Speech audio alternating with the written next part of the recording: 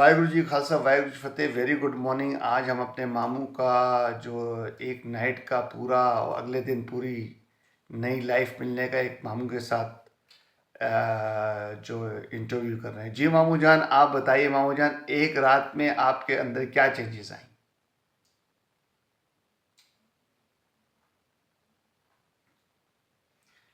गुज़श्ता 6 महीनों में मैंने इतनी तकलीफ बीमारी की सही है जो सारी ज़िंदगी कभी नहीं देखी। इतनी शदीद तकलीफ गुज़श्ता 6 महीनों 8 महीनों में। एक रात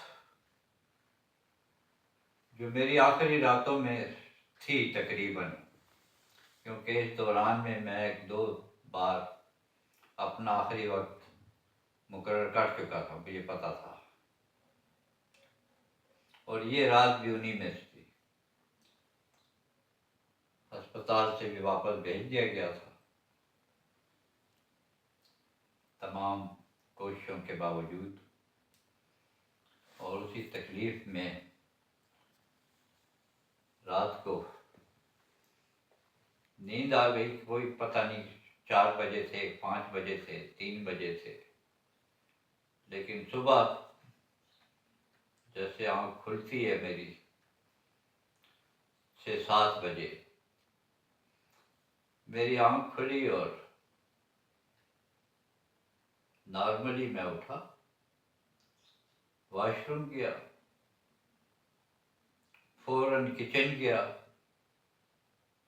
अपना नाश्ता बटर बन चाय बनाई और मैंने नाश्ता किया आके अपने रूम में। और ऐसे नॉर्मल हालत में था कि मेरे हाथ पाँव बदन, मुझे बिल्कुल नहीं लग रहा था कि कल रात मैं बिल्कुल मर्द के करीब था, इतनी तकलीफ में था। न कुछ दवा थी न कुछ था।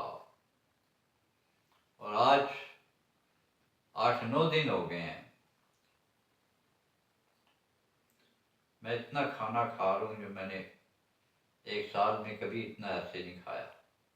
इतना खाना खा रहा हूँ एक वक्त में। और जो तकलीफ मुझे अंदर थी वो ऐसा लग रहा है ही।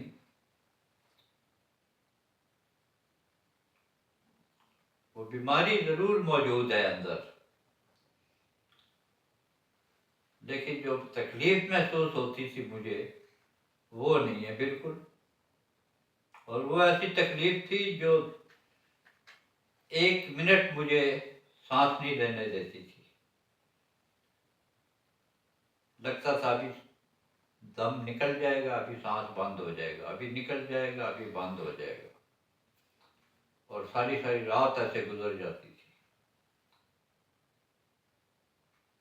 डॉक्टर के पास गया, अपने कार्डियोलॉजिस्ट के पास, उसने कहा सारी रात तूने सांस कैसे लिया? मैं कहा मुझे नहीं पता जी, बस सुबह हो गई तेरे पास आ गया हूँ। तो इतनी वर्स्ट कंडीशन में था मैं। अभी भी मेरे हार्ट, मेरा लंग अपनी जगह पर बेकार हालत में अंदर ही है, लेकिन जो तकलीफ दे रहा था वो तकलीफ नहीं दे रहा। वो उसके असरात उस बीमारी के, उस डिजीज के बिल्कुल कायम है, लेकिन जो तकलीफ मुझे थी वो तकलीफ बिल्कुल गायब। इसे पता नहीं तुम क्या नाम देते हो। अभी मैं भी कोई इसको कुछ नाम नहीं दे सक रहा, क्योंकि अपनी अक्ल के मुताबिक सोच रहा हूँ बड़े पहलू से कि ये क्या हुआ, कैसे हो गया, वो क्या चीज़ थी जिसने मेरी मदद की, मेरा इलाज किया, या मुझे कुछ दवा दी, या मुझे इस तकलीफ से छुटकारा दिया। जिस तरह मैं बात कर रहा हूँ, मैं 1 साल से इस तरह बात नहीं कर सकता था जितना मैं बोल रहा हूँ। मैं बोल नहीं सकता क्योंकि मुझे सांस, मेरा फेफड़ा मुझे वो बोलने ही नहीं देता था। इतना डिस्टर्ब उसने अंदर किया होता था कि मैं रब के साथ ये नॉर्मली मेरी स्पीच नॉर्मल नहीं थी। बहुत साल तो बहरहाल मैं ना तो कोई मजहबी आदमी हूँ,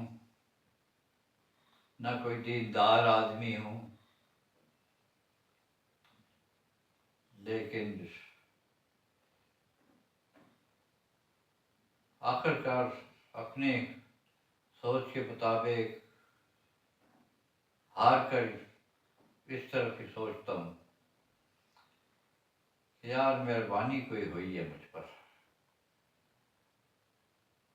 लेकिन काय के एवज हुई है ये भी मैं नहीं अंदाजा कर सकता। और मामू जान ये मुझे भी लगता है बिला कीमत ही हुई है।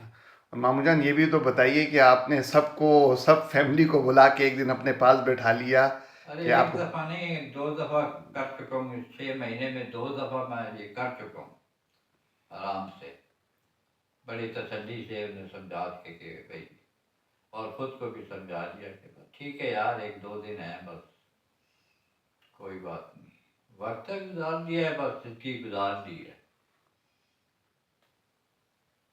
ये सब समझती बीबी।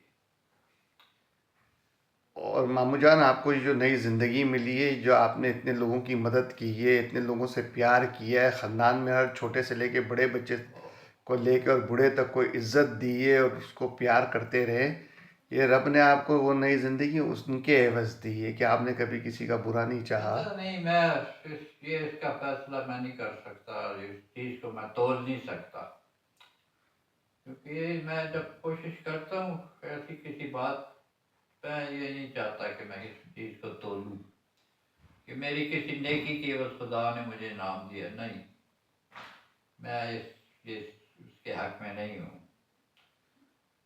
बहरहाल जो कुछ उसने किया बिना किसी कीमत के ही किया है, मैंने कुछ नहीं किया। मामू जान ज़िंदगी में कोई आखिरी आपको बात ऐसी या ऐसी ख्वाहिश जो पूरी होनी चाहिए, वैसे तो आपने दुनिया देखी, दुनिया के लोग देखे, पत्नी आपने अरे किसके साथ काम नहीं किया है वो तो सब हमें इल्म है। अभी कोई ऐसी चीज़ जो कहते हैं कि ख्वाहिश रह तो गई हो ज़िंदगी में? मेरे मुताबिक तो ख्वाहिश वो करता है जो किसी बात के लायक है और वो उसे नहीं पा सकता, वो ख्वाहिश करता है। मैं तो किसी चीज़ के जब लायक हूँ नहीं, मैं काहे को ख्वाहिश करूँ। मुझे किसी चीज़ के लायक होना चाहिए, पहले हकदार होना चाहिए कि मैं इस चीज़ का हकदार हूँ, तो फिर मैं ख्वाहिश करूँगा ना। इसके अलावा मुझे ख्वाहिश नहीं करनी चाहिए। नहीं मामू जान, आपको, आपके लिए सब बच्चे हाजिर हैं, किसी किस्म की कोई ख्वाहिश हो सब बच्चे आपके लिए रेडी बैठे हैं। और आपको वाहेगुरु इसी तरह, अल्लाह वाहेगुरु गॉड इसी तरह अच्छी ज़िंदगी के साथ नवाजे, आपको कभी किसी का मोहताज ना करे। और आपने तो हमें ज़िंदगी में कभी भी किसी को कोई तकलीफ़ दी नहीं है, तो इसलिए आपको वाहेगुरु बिल्कुल किसी चीज़ कभी भी तकलीफ़ ना दे। और अभी आप पे एक और भारी जिम्मेदारी है कि मेरे बेटे डॉक्टर मयूर, प्यार से जिसको मिट्टी कहते हैं, उसकी शादी आपने करनी है अपने हाथ से। और हम चाहेंगे कि आप हमारे साथ उसमें भी मौजूद हों, और ये हम बेहतरीन से बेहतरीन और आपके पास ही से कोशिश करेंगे यहीं से मयूर की बारात चढ़ाएं, ताकि हम आप सब चीज़ें देख सकें। क्योंकि इस वक्त हम खुद आपके सामने पैदा होकर आज बूढ़े हो गए हैं।